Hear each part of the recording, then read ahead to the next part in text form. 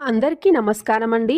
పోలి పాడ్యం రోజు తెల్లవారుజామున తులసికోట ముందు గాని, నక్షత్రాలు కనబడే చోటు గాని చక్కగా పసుపుతో అలికి అష్టదళ పాదపద్మం ముగ్గు వేసి పసుపు కుంకుమలతో అలంకరించాలి.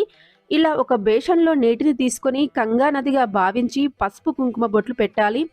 నీటిలో పసుపు, కుంకుమ, గంధము, అక్షంతలు, పువ్వులు వేసి నమస్కారం చేసుకోవాలి. అరటి డొప్పలో వత్తులు వెలిగించి నీటిలో వదలాలి.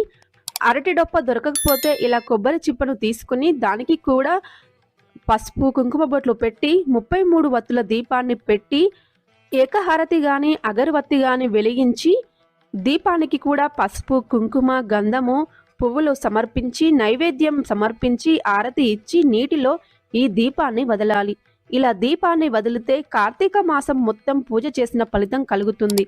మరిన్ని వీడియోస్ కోసం మన ఛానల్ని సబ్స్క్రైబ్ చేయండి. Thank you for watching.